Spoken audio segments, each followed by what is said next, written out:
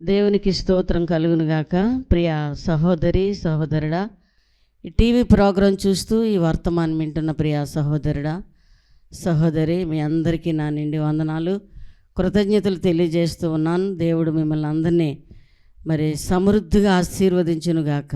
ఆమేన్. మా ప్రోగ్రాం చూస్తూ చాలామంది వర్తమానం తెలియజేస్తూ ఉన్నారు, చాలా సంతోషం.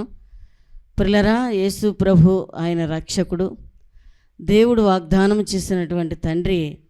ఆయన మనల్ని ఎందుకు పిలిచాడో మనం గుర్తెరుగుంటే తప్పనిసరిగా ఆశీర్వదించబడతాం. దేవునికి స్తోత్రం కలిగిన గాక. చూడండి, యేసు ప్రభు నిజరక్షకుడు, ఆయన సర్వశక్తిమంతుడు. ఆయన ఎవరు అంటే నమ్మదగిన దేవుడు. ఎవరు చెప్పండి? నమ్మదగిన దేవుడు అండి. లోకంలో ఎంతమందిని నమ్ముకున్నా వ్యర్థమే. బంధువులు, స్నేహితులు, రక్త సంబంధులు, ఇంకా పిల్లల ఫ్రెండ్స్, మనకు తెలిసిన వారు, చాలామందిని మనం నమ్ముకుని మోసపోయే వాళ్ళు ఉన్నారు కదా. అయితే యేసు ప్రభువుని నమ్ముకుంటే పిల్లల మోసపోయేది ఏమీ ఉండదు. దేవునికి స్తోత్రం కలుగును గాక. కష్టాల్లో ఉన్నావా, బాధల్లో ఉన్నావా, సమస్యల్లో ఉన్నావా, ఇబ్బందుల్లో ఉన్నావా, దేవుడు నీకు ఎవరు అంటే ఆయన నమ్మదగిన దేవుడు. చూడండి, బైబిల్ గ్రంథంలోంచి పిల్లల మొదటి కొరింథీయులకు రాసిన పత్రిక, చాలా చక్కని మాట. 1వ అధ్యాయము 9వ వచనం. యేసు ప్రభు మనల్ని ఎందుకు పిలిచాడో మనం గుర్తెరగాలండి. మన ప్రభువైన యేసుక్రీస్తు అను. చూడండి, బైబిల్ గ్రంథంలోంచి 1 కొరింథీయులకు రాసిన పత్రిక 1వ అధ్యాయము 9వ వచనం.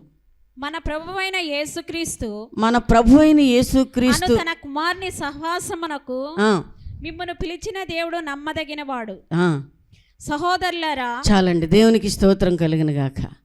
అసలు దేవుడు మనల్ని ఎందుకు పిలిచాడు, దేవుడు మనల్ని ఎందుకు ప్రేమిస్తున్నాడు, దేవుడు మనల్ని ఎందుకు సజీవంగా ఉంచాడు, దేవుడు మనల్ని ఎందుకు ఆయన ప్రత్యేకమైనటువంటి రీతిలో బ్రతికించాడు అంటే ఆయన నమ్మదగిన దేవుడు అండి. దేవునికి స్తోత్రం కలిగిన గాక.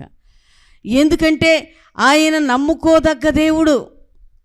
ఆపత్కాలములో, కష్టకాలములో, శ్రమలో, బాధల్లో పిల్లరా, యేసు ప్రభు నిన్ను పిలిచాడు అని నమ్మి ఆయన వైపు చూస్తే ఆశీర్వదించబడతావు. దేవునికి స్తోత్రం కలిగిన గాక. చూడండి, దేవుడు ఎంత ప్రేమించినా చాలామంది గుర్తెరగరండి. అసలు ఎంత ప్రేమించినా ఆయన ప్రేమను అంతంత మాత్రంగానే. కానీ యేసు ప్రభు ఎవరు అంటే నమ్మదగిన దేవుడు. మరలా చదవండి అదే వాక్యం. అంటే మిమ్మల్ని పిలిచిన వాడు, మిమ్మల్ని పిలిచిన దేవుడు, దేవుడు నమ్మదగిన. చూడండి, మిమ్మల్ని పిలిచిన దేవుడు ఎవరు అంటే నమ్మదగిన దేవుడు అండి. దేవునికి స్తోత్రం కలిగిన గాక. చూడండి, ఆయన మిమ్మల్ని పిలుస్తూ ఉన్నాడు ప్రియ సహోదరి. ఆయన చేతులు చాసి ప్రత్యేకమైనటువంటి రీతిలో ఆయన భూలోక నివాసులందరి వైపు చూస్తూ ఆయన చేతులు చాపి పిలుస్తూ ఉన్నాడు. రండి, నా దగ్గరకు వస్తే మీరు ఆశీర్వదించబడతారు. ఈ చివరి దినాల్లో, ఈ చివరి దినాల్లో మీరు వస్తే బాగుపడతారు. మీరు వస్తే పిల్లరా, అందుకనే ఆయన అంటున్నాడు, నేను మిమ్మల్ని పిలిచాను కనుక నేను నమ్మదగిన వాడను. హల్లెలూయా. ఎందుకంటే చాలామంది పిలిచిన పిలుపుకి తగినట్లుగా వారు చేయలేరు. కానీ ప్రభు అలాంటి వాడు కాదండి. దేవుని స్తోత్రం కలిగిన గాక. పిలిచాడు గనక ఆయన నిన్ను బ్రతికించాడు. దేవునికి స్తోత్రం కలిగిన గాక. ఆమేన్. చాలా అద్భుతం. దేవునికి స్తోత్రం కలిగిన గాక. ఆయన పిలిచాడు గనక ఆయన వాడుకుంటాడండి. హల్లెలూయా. చాలా అద్భుతమైన విషయం ఏంటంటే పిల్లరా, దేవుడు చేసినటువంటి వాగ్దానం 92వ సంవత్సరంలో ఒక చాలా చక్కని ఒక దర్శనం దేవుడిచ్చారండి. మేము పరిచర్య చేయట్లేదు, కానీ అప్పటికి ప్రభు ఒక రాత్రి నాతో మాట్లాడి చాలా చక్కని దర్శనం. ఒక మంచి దైవ సేవకుడు కలిగి ఉన్నాం మేము. అయితే ఆయన పిల్లరా మా మధ్యలో నడుస్తూ మేము ముగ్గురం కొంత దూరం ప్రయాణం చేస్తూ ఉన్నాం. ఆయన మా ఇద్దరి వైపు చూసి, మీరు నాతో సాగితే మిమ్మల్ని నా సేవకులుగా చేసుకుంటాను అన్నాడండి. దేవుని స్తోత్రం కలిగిన గాక. 92వ సంవత్సరం నుంచి 2000 వరకు అసలు లెక్కే చేయలేదు. అలా వస్తాయిలే కళ్ళు అనుకున్నాను. కానీ చూడండి, ఒక దైవ సేవకుడు మా ముఖంలో ముఖమిటి చూసి అంటున్నాడు, ఆయన మీరు నాతో సాగితే, చూడండి ఎంత అర్థం ఉందో, మిమ్మల్ని నా సేవకులుగా చేసుకుంటాను అన్నాడండి. సేవ పరిచర్య ఇస్తాను అన్నాడండి. నమ్మదగిన దేవుడు. చూడండి, దేవుడు మమ్మల్ని పిలిచాడని మేము గుర్తెరగాం. హల్లెలూయా. ఫస్ట్లో గుర్తెరగకపోయినా తర్వాత యేసు ప్రభు మనల్ని పిలిచాడు కనుక మనం ఆయన పని చేయాలి. చూడండి ప్రియులారా, ఏ భయము లేకుండా నిర్భయంగా ధైర్యంగా, ఎందుకంటే ఆయన చాలాసార్లు పిలిచాడండి. దేవుని స్తోత్రం కలిగినగా. చూడండి, చాలాసార్లు పిలిచి మీరు నా పని చేయండి అని చెప్పాడు ఆయన. దేవునికి స్తోత్రం. నా భర్త మంచి ఉద్యోగి అయినా సరే పిల్లరా, ఆయనతో చెప్తున్నప్పుడు ఈ దర్శనాలు ఈ స్వప్నాలు చెప్తూ ఉండేదాన్ని.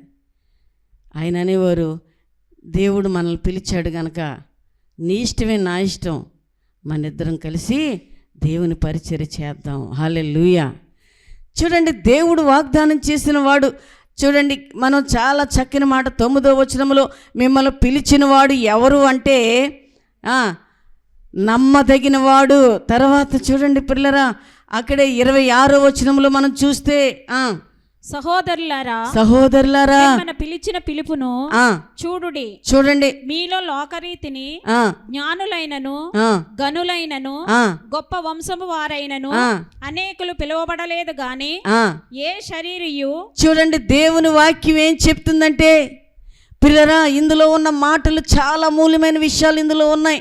యేసు ప్రభు నిన్ను పిలిచాడు, యేసు ప్రభు నిన్ను ప్రేమిస్తున్నాడు.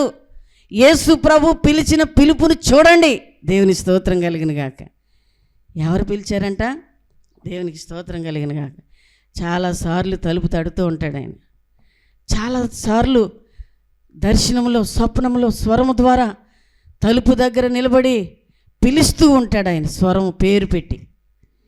చూడండి, దేవుని వాక్యం ఏం చెప్తుంది బైబిల్ గ్రంథంలో మనం చూస్తే, ఈ చివరి దినాల్లో కడవరి దినాల్లో యేసు ప్రభు అందరినీ ప్రేమిస్తానే ఉన్నాడండి. దేవునికి స్తోత్రం కలిగిన గాక. మనం మొదట చదివింది నమ్మదగిన వాడు. ఏమండి, రెండో మాట బైబిల్ చెప్తా ఉంది ఏమని అంటే, మిమ్మల్ని పిలిచిన పిలుపును చూడండి. దేవుడు మనల్ని పిలిచినటువంటి పిలుపును గుర్తెరగాలంట. అలాగే పిలిచాడులే అలాగే అని చెప్పి కొన్ని సంవత్సరాలు లెక్క చేయలేనప్పుడు, చాలా జబ్బు చేసి బలహీనత వచ్చి వ్యాధి వచ్చి ప్రాబ్లం వచ్చినప్పుడు మరలా తిరిగి ఆయన పాదాల మీద పడయ్యా, నన్ను నువ్వు పిలిచావు, నీ పరిచర్య నేను చేస్తానని చెప్పి ముందుకు వచ్చాం. దేవునికి స్తోత్రం కలుగును గాక.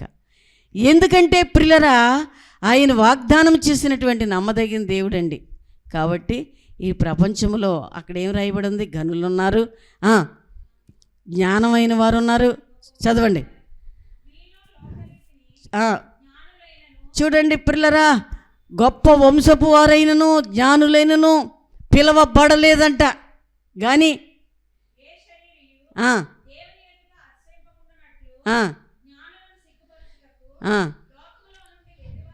చూడండి, వెర్రి వారిని దేవుడు ఏర్పాటు చేసుకున్నాడు. ఎందుకు? పనికి రాని వారం, ఏమీ తెలియని వారము, పిల్లల ఆరోగ్యం లేనివారు, స్వస్థత లేనివారు, బలహీనంగా పడి ఉన్నప్పుడు, రోగిగా ఉన్నప్పుడు ప్రభువు ప్రేమించి పిలిచి ఆయన నమ్మకత్వం చూసి పని అప్పగించాడండి. హల్లెలూయా, హల్లెలూయా. ఎంత అర్థం ఉంది వాక్యం చదివినప్పుడల్లా నా హృదయం. నిజమే ప్రభువా, గొప్ప గొప్ప మరి వంశం వారు చాలా అద్భుతమైనటువంటి రీతిలో ధనము కలిగిన వారు, జ్ఞానం కలిగిన వారు, తెలివైన వారు, గొప్పవారు ఈ లోకంలో ఉండగా, అయ్యా ఎందుకు పనికిరాని వారిని మమ్మల్ని మీరు ఏర్పాటు చేసుకున్నావు తండ్రి అని చెప్పి కన్నీళ్లు కార్చి ఆ ప్రభు ముందు, ఆయన పాదాల ముందు పిల్లరా, ఆయన పాదాల దగ్గర కూర్చుని ఏడ్చి ఏడ్చి పిల్లరా ప్రలాపించిన దినాలు లేకపోలేదు. దేవుని స్తోత్రం కలిగిన గాక. అందుకని ఆయన చెప్తున్నాడు, మిమ్మల్ని పిలిచిన పిలుపు మీరు చూడండి. ఎలాంటి పిలుపు అంటే పిల్లరా, దేవునికి స్తోత్రం కలిగిన గాక. చూడండి, ఈ లోకంలోనే ఎవరైనా గొప్పవారు మనల్ని పిలిచారనుకోండి, కవరు పెట్టి ఎంత ఆనందపడతామని చెప్పండి. అబ్బా, ఆయన దృష్టిలో మేము ఉన్నామే, ఆయన దృష్టిలో మా కుటుంబం ఉంది అని చెప్పి చాలా గర్వపడతాం. దేవుని స్తోత్రం. ఈ లోకంలోనే అట్టి గర్వాన్ని చూస్తే ప్రియ సహోదరి, దేవుడు ప్రత్యేకమైనటువంటి రీతిలో ఎందుకు పనికి రానటువంటి నీ కుటుంబాన్ని ప్రేమించి ఆయన పరిమళ వాసనగా ఉండడానికి దేవుడు ఇష్టపడుతున్నాడు. దేవుని స్తోత్రం కలిగిన గాక. అందుకని ఆయన అంటాడు, ఎందుకు పనికి మాలినటువంటి వారిని, జ్ఞానము లేని వారిని, పిల్లరా, మీకు మిమ్మల్ని పిలిచిన పిలుపు ఒక్కసారి వెనక్కి తిరిగి ఆలోచించండి అంటున్నాడు ఆయన. దేవునికి స్తోత్రం కలిగిన దేవుడు. మన దేవుడు ఎవరు అంటే పిలిచిన దేవుడు. హల్లెలూయా. మన దేవుడు ఎవరు అంటే నమ్మదగిన దేవుడు.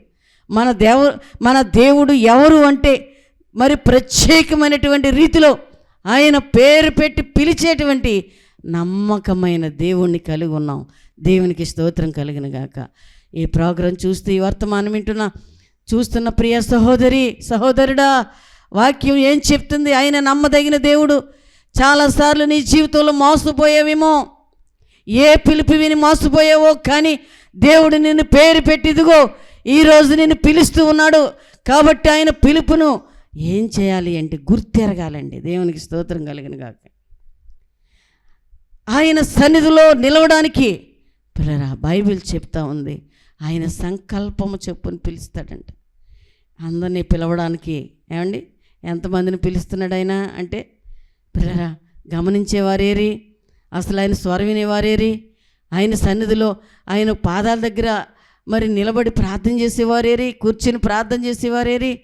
పిల్లరా దేవుని వాక్యం చెప్తా ఉంది, పరుగులు ప్రయాస పోరాటం దేవుని వాక్యం చెప్తుంది, కుదురుగా